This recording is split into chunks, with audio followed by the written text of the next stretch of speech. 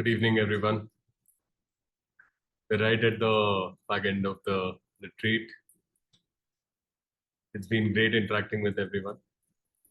Today, we're going to talk a little bit about integrating the different things we have discussed, the things that we have experienced for ourselves, seen for ourselves in our practice, the different tricks of the mind, the different mechanisms of the mind, the different characteristics of our experience. How do we start bringing them into our regular life, transform our overall life to seek that 10 by 10 day, 10 by 10 experience of every single day. Let me start by using a few lyrics from a very famous song called La Vie en Rose that demonstrates some kind of a 10 by 10 day this person is having, right?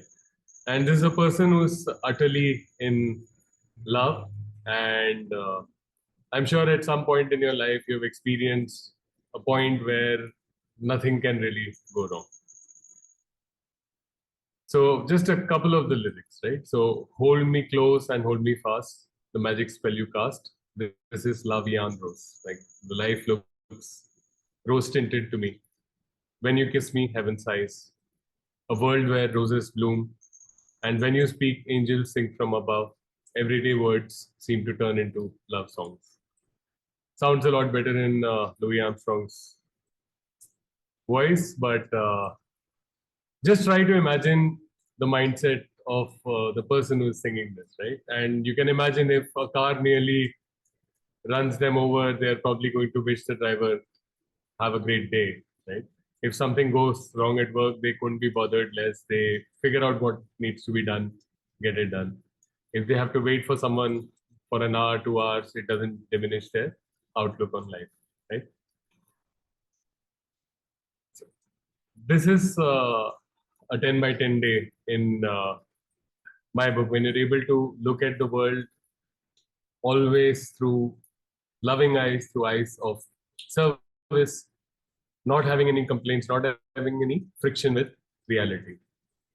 This cannot always be manufactured by romantic love. Even if it is, it's not likely to sustain at that same intensity continuously, right? And that is why we look at the mind. When we look at our lives, typically, it's it's at a slightly lower scale than what this person is experiencing, right? So if I think that this person had a class that was overflowing with happiness, right? So a regular day in one's life might look something like this, right? Not yet fully complete, not yet the feeling that's matched by this person or by experiences in your own life, right? And what we want to do is actually look at this part. What is really the part that is not filled with water, not filled with happiness? What is the part that is empty? And that part is filled with our if onlys, right? If only this thing were a little different, I'd be happy. I like it. If only I had this, I'd be happy. I don't like it. If only this was not there in my life, I'd be happy. That's the gap. And that's exactly what the Buddha identified when he taught the Four Noble Truths, right? If you remember, the first truth was the truth of the dukkha or dissatisfaction or suffering, the existence of that. The existence of that little empty space, especially where things didn't work out the way we wanted to, or even if they worked out, we are bothered about them being in the same state forever, right? So we went through that 2 by 2 matrix of like it, have it, like it, don't have it, don't like it, have it, and don't like it, don't have it. So this is the empty space in our life, right? So this is representative of dissatisfaction, suffering, frustration, what have you. The second noble truth that the Buddha gave was there is a underlying cause, underlying mechanism, foundation for this dissatisfaction, and that is craving. That is the demand that if only the entire world would cooperate with me, to give me exactly what I want, will I be happy? And you know that the rest of the 8 billion humans and animals and natural laws are not going to conspire at all points of time to give you exactly what you want, right? And even if you had it, then you either move on to the next thing or you get worried about protecting it, right? So that is the empty space in our life.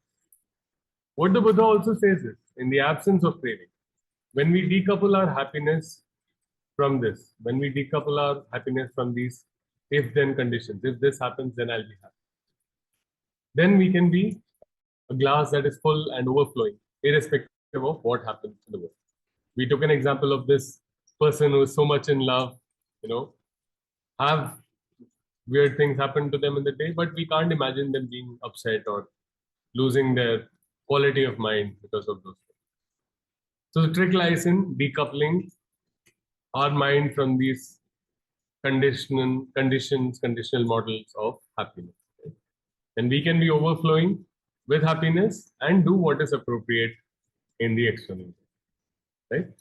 So the third truth that the Buddha says is the cessation of craving brings about the cessation of dissatisfaction of suffering. If you are decoupled from this conditionality, happiness can become your stable state. How do we get there? And that is the fourth noble truth, which is the truth of the Noble Eightfold Path. Here is a path that the Buddha gave to be able to achieve. So I'm going to start by just covering the Noble Eightfold Path because I promised that right at the beginning of our retreat that yes, we are parking this aside for now, but we'll get back to it. And what you're going to find is that what we've been practicing over the last few days is actually the Noble Eightfold Path. So let me just share my screen and walk you through that.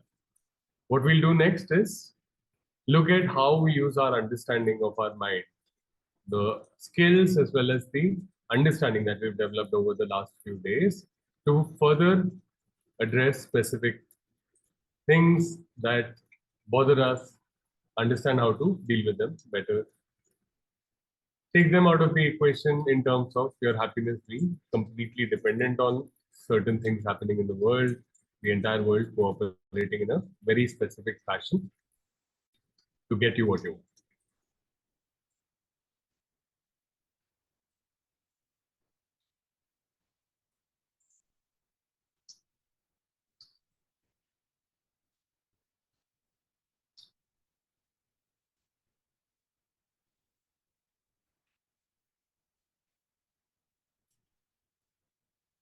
Okay, so the Buddha broke these largely in three sections.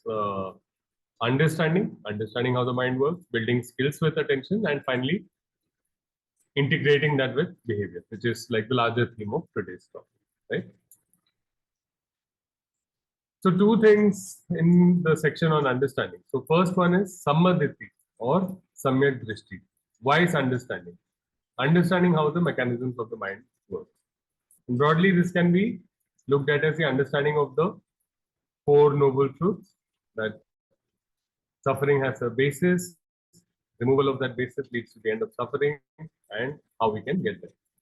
Dependent origination, the entire mechanism of going from one attentional movement to another that we covered. How, when a contact happens, a sensation might come up, there might be craving associated with it, which binds your attention to that, makes you bind your happiness to a certain condition, depending on what the craving tells you. Making the story around it, clinging, reverting to habitual tendencies, assuming a personality, acting according to that, and finally facing the consequences, not just yourself, but having other people face the consequences of your action. The three characteristics that we looked at: not understanding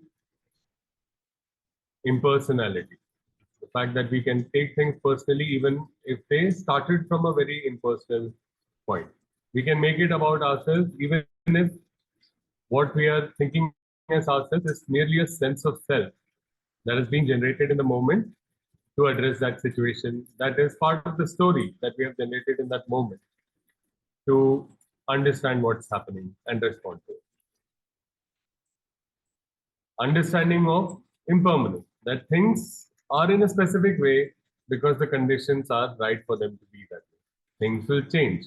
Things that you don't want in your life can come in your life. Things that you want in your life can either not come into your life or go away. Right? Thinking of these things as permanent. Thinking of people acting maybe in weak moments as the way that they always are, creating those kind of permanent impressions, having impressions of us that I can never change. If I'm unhappy at the moment, I can never be happy. Getting stuck in these kind of thought processes.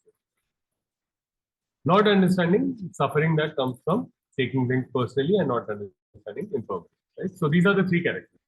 How do you understand impersonality? How do you understand impermanence? And how you understand suffering comes about by not understanding this and goes away when you actually understand this properly. The next is Samma Sankalpo or Samyak Sankalp. The word Sankalp has two flavors to it. One is a flavor of having a vision of achieving something, right? It's a vision for your life, a vision of achieving that 10 by 10 happiness every day of your life, a determination to get there. That is the second flavor of Sankalp, right? Not just a vision, but the determination to put in the effort to do what it takes to get there. This comes from actually having conviction. As we practice and we see this happen repeatedly, as we bring a smile up, as we let the craving go, as we bring our mind back to loving kindness or forgiveness, seeing how our worldview changes, how our interaction with things changes. It starts with that conviction. And from there comes the resolve that this is something that can be developed, something that can take me to that 10 by 10 every moment, every day for the rest of my life. So having that determination and having an expansive and generous attitude, not being stuck always in stories of me, mine, and myself, understanding that is a recipe for disaster, understanding that keeping your mind in wholesome states of generosity actually helps you to perform actions that are good for you as well as for those around you.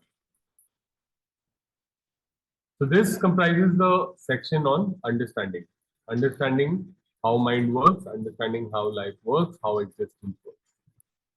The second section, something we've spent a lot of time in depth, that we've been discussing in depth,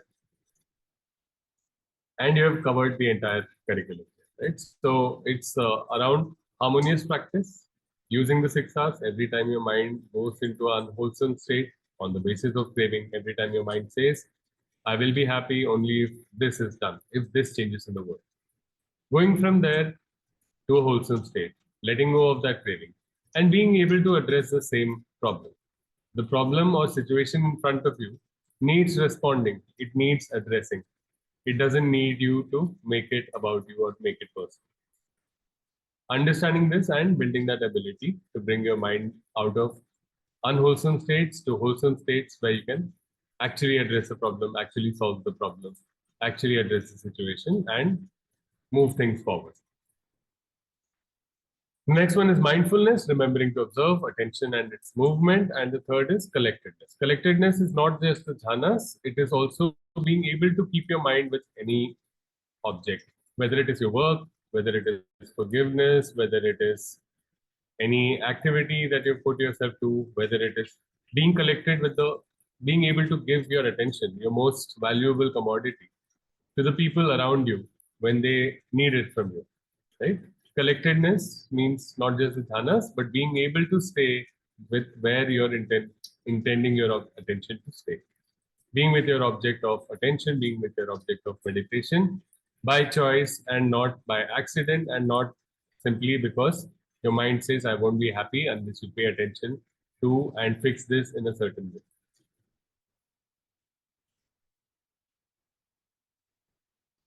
And the third section is the section on behavior. So you'll remember there are three aspects to this. You'll remember every morning we take the precepts. We resolve to not harm or kill other beings intentionally.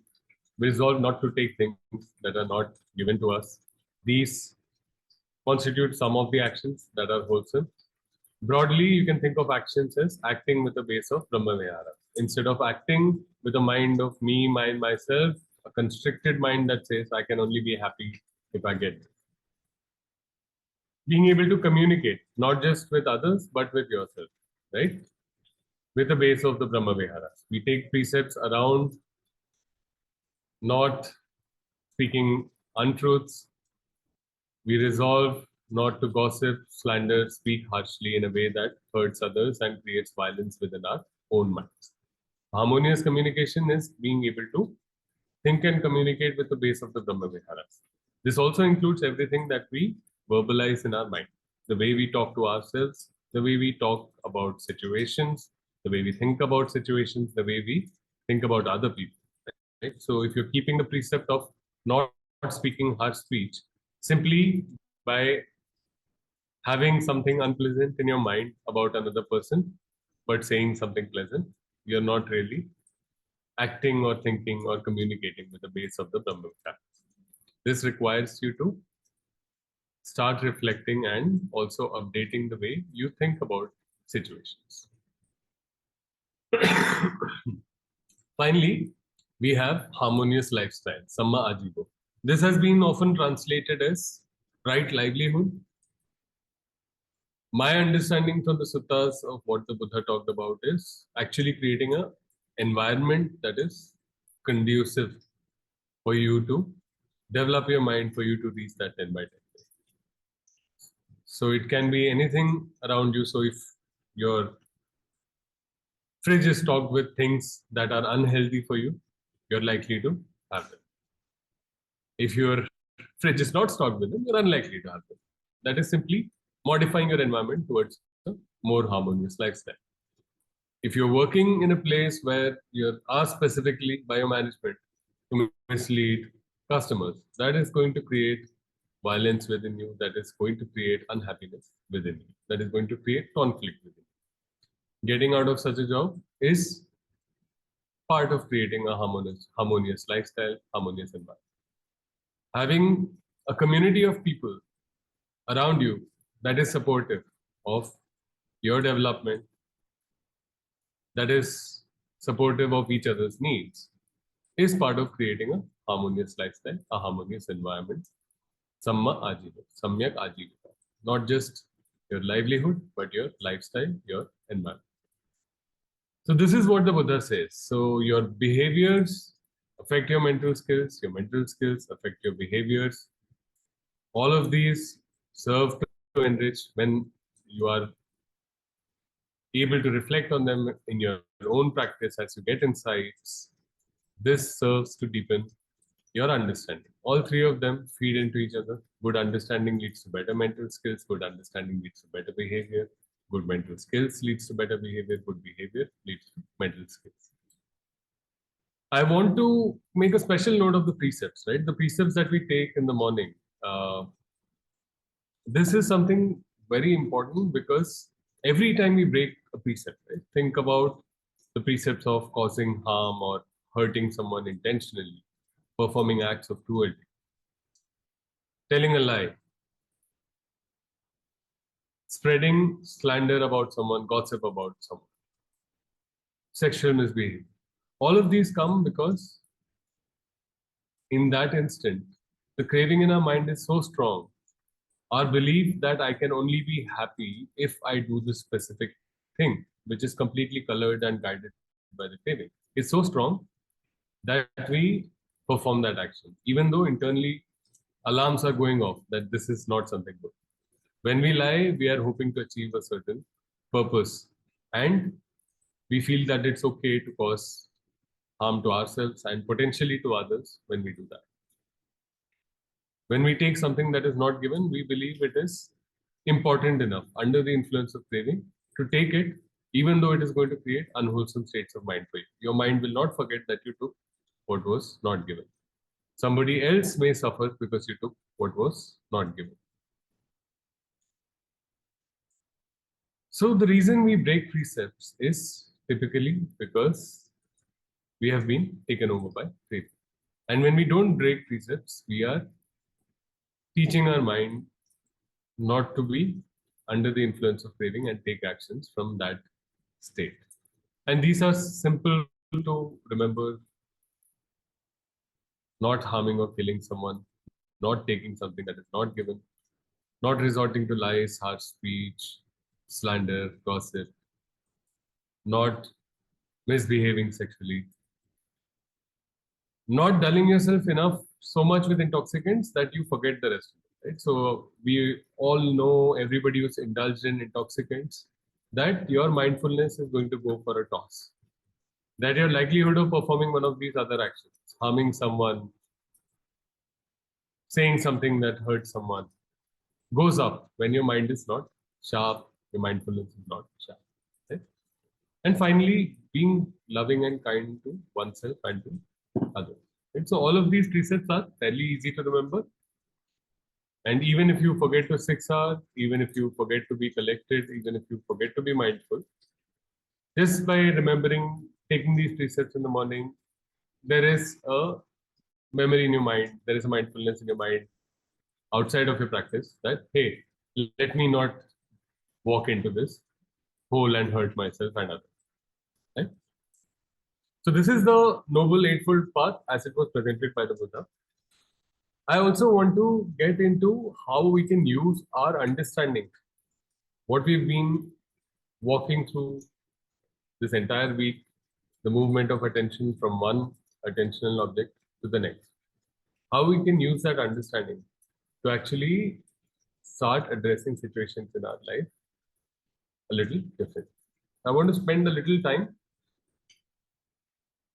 on that.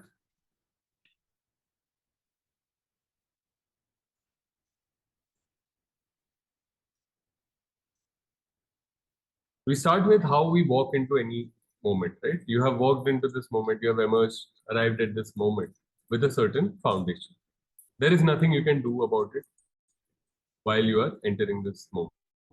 It's what it is, right? There is a contact and feeling.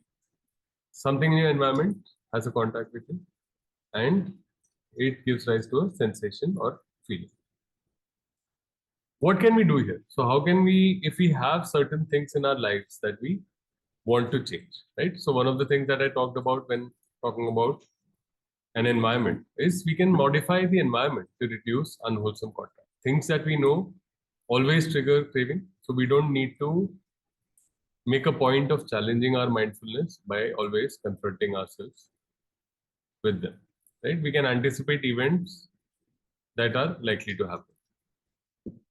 So how do you modify your environment? I gave a simple example. If you have a sweet tooth, an alcohol addiction, can you simply not have it in your environment?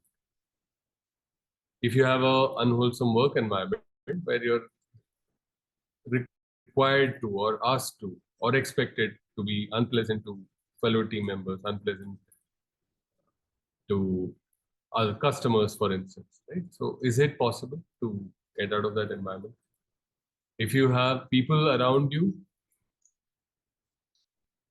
that are having a negative impact on your life, that are always leading you to a path of craving, is it possible to modify the environment? Is it possible to add things to your environment? Is it possible, for instance, if you need to get some exercise, need to go out for a walk, right? Is it possible to make sure your shoes are right by your bed, so as soon as you wake up, you remember to do that and you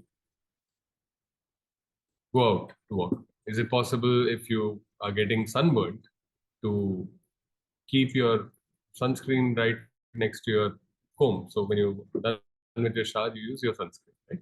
So is it possible to modify the environment? It can be done both for behaviors that we want to inculcate within us and for behaviors that we want to get away from us. Things in the environment coming from other people, coming from other things that are there. If we want to change our relation with them, change our involvement with them, we can consider how we can modify the environment. The entire journey of your attentional movement starts with contact. So even though this is not directly, it is still impersonal, it is still not leading to craving.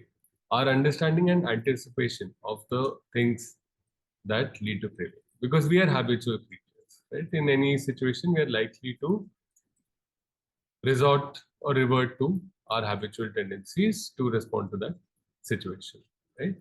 And it takes a while to create new habits. It's very easy to fall back into old patterns.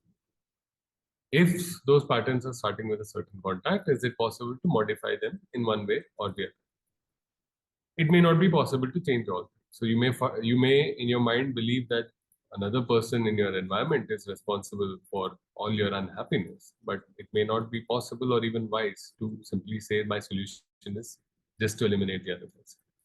There are other layers that we will work with, but sometimes it is possible to have people in your environment that you can walk away from.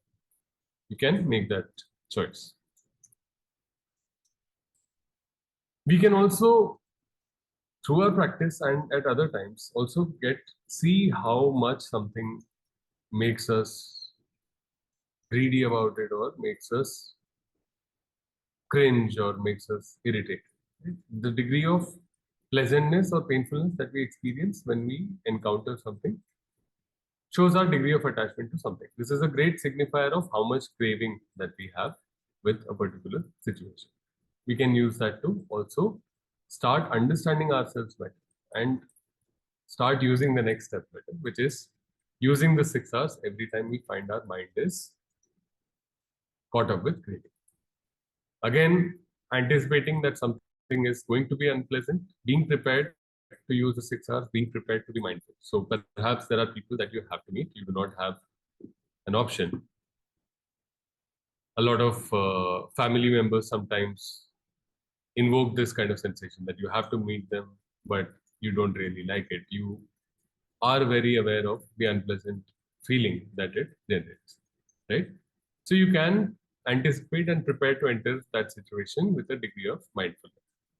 When things are happening in that situation, remember to use the 6 hours with the help of mindfulness. See whenever your mind tightens around something. See whenever you have that unpleasant or lustful feeling.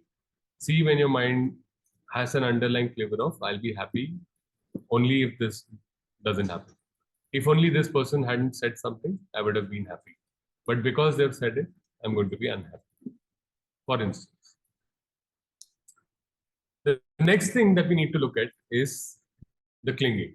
Clinging is mental modeling, making sense of the world, reducing it to things that we understand, reducing it to mental models, reducing it to stories, views, and opinions. So we come up with a story why I liked something, why I want it, why I deserve it, or why I don't like it, why it is miserable to have to suffer it, why you would really like to get away from it, why should this happen to me, right? So those kind of stories come together. As we discussed, these stories can change radically depending on whether or not there is craving. So if you have a certain craving, it extremely colors the story that you have. We used examples of the samurai and the Zen monk. We used an example simply of a parent getting irritated with a child playing a prank when they've had a bad day and finding it extremely cute and endearing when they've had a good day, right? So your underlying craving, underlying feeling, it is affecting how you're interpreting the situation. So it's useful to reflect. Sometimes it can happen post facto. We might not realize it in the immediate moment, and we may need to look at it. I'll just pause here for one second.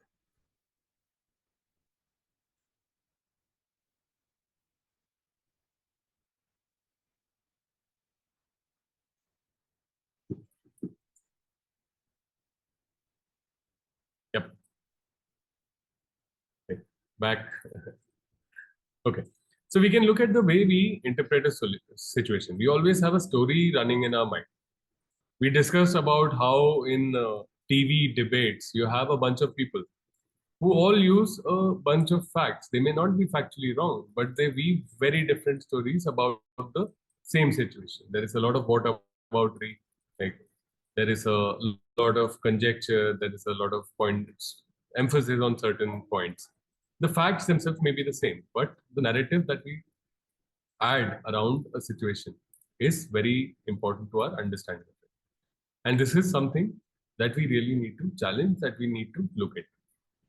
So, how did I interpret this situation, or how do I normally interpret this situation? So, if you're in a situation that feels challenging, look at how you interpret the situation. Right? Ask yourself, is it the only way to interpret the situation? Remember those TV debates. Remember how everybody's spinning completely different stories. Is your way the only way of interpreting the situation? And is that story actually useful? How is it making you feel? Is it having an underlying flavor of I don't like it? Is it having an underlying flavor of I like it? Is that dictating the rest of the story? How do I identify? What is my image here? Is it a image of a person who is dependent on other things to align, dependent on the cooperation of the rest of the world to feel happy? Or is it the image of a person that is overflowing with generosity, with love, with happiness, and only has more of it to share? Think about how you identify. And remember that the self that we bring up in our mind at any point of time is a sense of self that has been manufactured based on our old habits of storytelling and colored by our craving. So, how do you identify? How do you think about other people in the situation? Are you labeling them? Are you being reductive? Because most of us are being reductive when we think about ourselves as well as other people. Do I always think of them in the same way? Is it a habit of mine? Is it possible that I can interpret this situation differently? Ask yourself that. Challenge yourself. This becomes especially important when it comes to relations. This is a question that when I asked about things in daily life, one of the consistent themes was a wish to improve relationships with family, with your significant others, right? This came out as a constant kind of consistent theme, and it's a extremely great uh, objective to have. This is someone whose life is very, very closely linked to yours, whose state of mind and behaviors affect yours, and who is affected by your behavior and state of mind. So think, especially in these situations, how do we interpret this situation? Do we only get into an argument, for instance, for the sake of winning it? Once an argument has started, you'll find that people who are very close, they will repeat the same arguments millions of times because they're reverting to their old storytelling patterns. They're reverting to their old patterns of defensiveness. And they're reverting to old personas that they have assumed. Right? So look at that. Look at how you're interpreting the situation. Look at if it is the only way. One of the reasons to look at if it is the only way is because we always think of ourselves as the heroes of our story, as somebody who does good by intention and who does things, harmful things by accident, right? There are people with, if there are mental health conditions that significantly deteriorate, this can flip, where people think that all the harmful things are done by intention and the good things are by accident. But for a minute, let's park that aside. But we often look at it this way, and we use the other lens when we look at another person, especially if we are in conflict at that moment. We think the other person is doing all the bad things very intentionally. Calling you names is happening intentionally, and doing something good is just because it's their responsibility, or it's happening accidentally because it is related to something they do for themselves.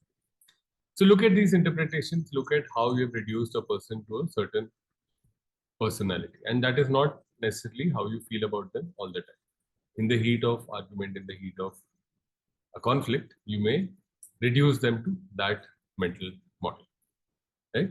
So be very careful of the storytelling that happens in your mind. It is extremely unreliable, and it is as true as each of the different narratives from the eight people people on the television level. So look at a story that actually helps you feel better and helps you act better. Does the other person need support? Do they need compassion? Do they need loving kindness? Do they need forgiveness? What is it that you can do instead of blaming them for not filling the gap in happiness in your glass? Is there something you can do to fill up their glass? Is there something you can do simply by way of uplifting your mind and keeping your glass full when you interact with them? It may not be possible to make another person happy. It may not be possible to control another person's behavior, but it is definitely possible to control what state of mind, what identity we assume at the time that we respond. So, can we bring those wholesome qualities in our mind, uplift our mind, make our glass full when we are responding to the other person? We might find that the story that we tell about them, we might find that the way we interpret the situation, the way we ascribe intention, accident, motivation, that might all change when we change our personality, our identity that we are assuming there, and our interpretation of the situation. And finally, look at behavior. And this often happens, especially people in close quarters. They are feeding off on each other's compulsive behaviors. The patterns of arguments, patterns of behavior, patterns of frustration, they're all repetitive because the behaviors are compulsive. This is a bit of show, not tell. Right? So instead of telling somebody that you care about them or saying that I want things to change, look at how your behavior demonstrates your motivation, your vision, your resolve for achieving that improvement. Right? See how the consequences of your action affect the other person. See your tendencies, what are your compulsive behaviors. See if you can do them different. And what you need for that is mindfulness in that situation. And it is very valuable to actually make a note of some of the things. Forget anything that we ascribing things to another person, to the other person in the relation, why their beliefs are wrong or why their interpretation of what you intended is wrong. Understand that they are also struggling through life under the influence of dependent origination, under the influence of craving. What you are liable to do in your weakest moments, in your moments of the worst judgment, everybody else is liable to do. It is not fair to judge ourselves or others based on those actions, right? So it's useful to see what is the environmental condition, what happens before things happen. Go this way, right? So if you take an example, we talked about examples of leaving a wet towel on the bed. Right? Is that an environmental thing that can be fixed, right? Or something that needs fixing around the house and isn't getting fixed, right? Are those environmental things that can be fixed? Look at the identity that you assume. Is it an identity that says, I'm going to be full of happiness in this relationship? We are not going to be two glasses of water that are half full and insistent that the other person should serve to fill the glass, the rest of the glass. At least for yourself, you can decide to be that glass that is full and overflowing and help the others. Look at how you're interpreting different situations. Understand clearly. Understand that you are creating a story around things that have happened. It may have facts in it, but the way you're interpreting it is completely colored by your craving. Challenge it. Is this the only way that the situation can be interpreted? Can we look at it differently? Always review. This is something that the Buddha taught Rahul in the Maharahulavad Sutta. It says reflect when you're about to do an action. Is it for my suffering and the suffering of others? Reflect when you're doing an action. Is it for my suffering and the suffering of others? And once you've done an action, if you find that it is wholesome, it is improving your life and the life of others, remember that this is a good way to respond to the situation. If it was not, what the Buddha suggests is go share this with a teacher or with another person on a path of mental development. So sharing, acknowledging that you made a mistake, asking for forgiveness, even with your partner, for instance, is an act that helps you remember to be more mindful in the past. It starts to give a different impression of you to the other person. When you start being mindful about these, the other person's responses, reactions also start to change over time. When you show the willingness to understand that you have a story which is not the only truth. Another person has a story which is also not the only truth, but it is as valid as your story. Right? Understanding that craving might be driving the other person, and perhaps they do not have the tools to deal with it. Setting a better example so they can be inspired by you to learn more about the mind, train about the mind, learn about craving, be able to change their own behavior. Again, show not tell. Lead with your behavior rather than telling them here's where they are going wrong or what they need to do to improve. You would know for a fact that none of us learns that way when we are told what we're doing wrong and what we need to do to improve. If it is personal, there's a very small chance that we're actually going to change our behavior. Show not tell is the best way, right? We are responding differently to different situations, not being guided by a craving, and showing that you are capable of performing actions that are unexpected and that are in the service of the other person. Those are ways that you can really start to improve a relationship. And over time, by showing good behaviors often enough, you can inspire them, the other person also, to start training their mind, understanding the mind closely, improving, setting on a path of mental development, setting on a path of 10 by 10 happiness. And if they are already on the path, then be a support to each other in developing the path together. Okay, so that was a lot of sermonizing from me. These are things seem fairly apparent, things that you may have heard anywhere, but understanding this process, understanding how one thing leads to another, right? Understanding how each of the top floors, higher floors, is dependent on the previous floor. Being able to use that understanding and understanding that everything that we experience is often tremendously guided by craving, tremendously guided by a sense of self that has come up for that particular moment, for that particular situation. A story that has just come up for that particular situation. That helps us to reflect. The other thing you can do is strongly start using your intuition. We discussed this yesterday. You can ask specific questions when you sit. And as you go deeper in your sitting, when your mind is free of pain, whether it is a forgiveness practice, whether it is a loving kindness practice, when your mind is slow on craving, you will get an answer which is guided by the well being of everyone involved, not guided by what you like or don't like. Listen to that answer, create that habit. And as you do that, your mind will feel freer and more confident in sharing its intuitions at the moment that you need that to guide your response to a situation. Another thing that really helps, so this is related obviously to the Eightfold Path as well. So for breaking the cycle, generosity, a mindful of generosity through your actions, starting with just a smile and other actions that you can do for people around you, for people you interact with. That every time you're generous, you are giving in a way that is unexpected. You are giving in a way that tells your mind that you're full of happiness right now. One cannot be generous with an unhappy mind. It's a glass full state of mind. See how often you can be generous with and use the smile to kick that off. In a child smiles 400 times a day. That's roughly twice a minute, and we were discussing a few days back on how in a quarter that should make you feel like a billionaire based on some studies done in the UK. We won't dive into that, but it starts with a smile. Keeping your mind in uplifted states makes your glass full always. Acting in those states helps to fill other people's glasses as well.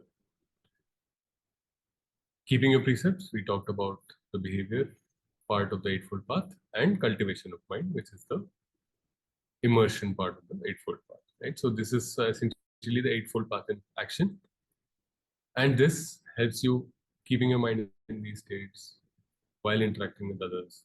Helps you to understand how your mind works and move it towards wholesome paths more and more often. That sounds like a lot of work, but it's really simple. Every time you find your mind caught up in some flavor of dissatisfaction, your mind getting tense and tight, simply use the 6 hours, diffuse the craving, bring your mind to an uplifted state, and let that uplifted state guide your actions rather than the craving that puts a condition on your happiness only if something changes in the world. As we saw in the video shared earlier today, the backwards bicycle, it requires a lot of training. So your practice, deepening your understanding, and bringing about changes in your action. Show your mind, don't just tell it. Bring about an actual change in your actions, and it is possible to have that 10 by 10 life. I'll catch you tomorrow.